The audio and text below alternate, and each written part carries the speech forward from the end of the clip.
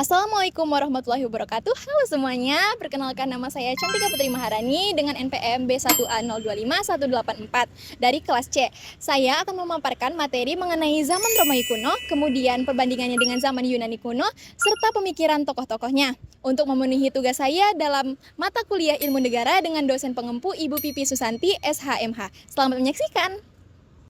Pertama, kita bisa lihat bahwa ilmu kenegaraan pada zaman Romawi kuno tidak sedalam pada zaman Yunani kuno. Akan tetapi, zaman Romawi kuno tetap memiliki peran yang sangat penting, terlebih dalam sistem pemerintahan di seluruh dunia. Zaman Romawi kuno mewarisi kebudayaan zaman Yunani kuno. Terlebih setelah menaklukkan Yunani kuno, kemudian memasukkan kebudayaannya ke dalam sistemnya.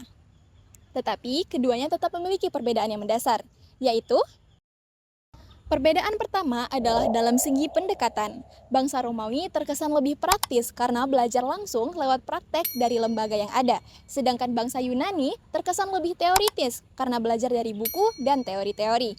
Kedua, dalam hal keadaan.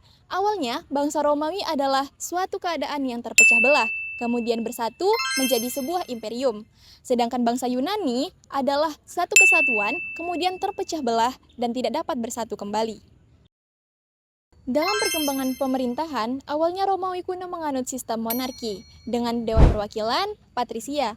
Namun, terjadi konflik antara patrisia dan plebeia yang diselesaikan melalui Undang-Undang 12 Meja.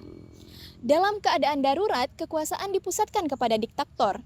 Kekuasaan legislatif dan kehakiman kemudian diberikan kepada praktor yang mengembangkan hukum sesuai dengan perkembangan masyarakat. Kemudian lahirlah jurisprudensi dan kepastian hukum. Pada puncaknya, Romawi kuno mengembangkan sistem imperium atau kerajaan dunia yang berlandaskan pada ajaran kaum Stoa. Ajaran ini bersifat universalistis dan kejiwaan dan tidak hanya mencakup pada ruang lingkup polis atau kota seperti Yunani. Yunani sendiri hanya mencakup ruang lingkup polis dan bersifat kenegaraan, sedangkan Romawi bersifat politik dan mencakup seluruh dunia. Dalam hak dan hukum berbeda dengan Yunani yang warga negaranya tidak dapat menggugat secara langsung terhadap negaranya sendiri, sementara Romawi justru memisahkan antara hukum perdata dan hukum publik.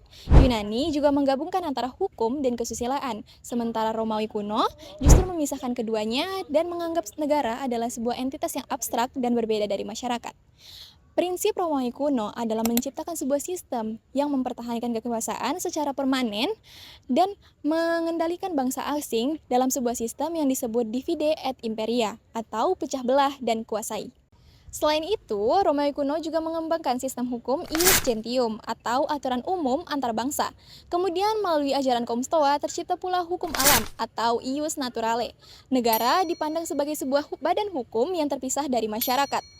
Kemudian walaupun kekuasaan bisa dipegang oleh seorang diktator seperti Julius Caesar, tetapi kekuasaan tetap dari rakyat yang mengandung unsur demokrasi, aristokrasi, dan oligarki. Kemudian kita mengenal dengan tiga tokoh utama pemikir Romawi kuno yang mempunyai dampak yang sangat besar. Yang pertama adalah Polybius. Polybius adalah seorang ahli sejarah Yunani yang dipenjara dan kemudian mengembangkan sebuah teori bernamakan teori siklus pemerintahan. Ia menyatakan bahwa bentuk pemerintahan itu siklis dari satu bentuk ke bentuk yang lain kemudian kembali lagi. Dari monarki ke tirani, kemudian ke aristokrasi, lalu oligarki, dan demokrasi, kemudian kembali lagi. Ia menyatakan bahwa jika kita memahami teori siklus pemerintahan ini, maka akan menciptakan pemerintahan yang lebih baik. Yang kedua adalah Cicero yang hidup pada tahun 106 sampai 43 sebelum Masehi. Ia menyatakan bahwa bentuk negara itu harus didasarkan pada rasio dan hukum alam. Ia juga menyatakan bahwa bentuk pemerintahan yang paling terbaik adalah campuran dari monarki, aristokrasi, dan demokrasi. Ia juga menyatakan bahwa keadilan itu harus bersifat tanpa pamrih. Yang ketiga adalah Seneca. Ia adalah seorang filsuf dan penasihat Kaisar Nero. Ia menyaksikan bahwa keruntuhan moral dan etika yang terletak pada bangsa Romawi. Ia menyatakan bahwa pada saat itu kekuasaan terletak pada kekuatan militer. Ia juga menyaksikan secara langsung bahwa kelemahan bangsa Romawi itu sendiri adalah terletak pada kekuatan kontrol sosial dan juga moral. Kemudian setelah runtuhnya bangsa Romawi, pemikiran tentang ketatanegaraan tergantikan oleh keagamaan dan juga teokratis. Pemikiran itu berlandaskan pada kekuatan ilahi sebagai fondasi utama. Sebagai kesimpulan, meskipun ilmu kenegaraan Romawi tidak sedalam Yunani, warisannya sangat besar. Sistem pemerintahan Romawi yang berkembang dari monarki, republik, hingga kekaisaran, serta konsep hukum seperti ius gentium dan hukum alam, menjadi fondasi utama dalam sejarah politik dan hukum dunia. Pemikiran dari tokoh seperti Polybius, Cicero, dan Seneca juga sangat berpengaruh dalam membentuk konsep negara dan hukum hingga masa modern. Sekian pemaparan dari saya. Sampai jumpa di pembahasan selanjutnya. Wassalamualaikum warahmatullahi wabarakatuh.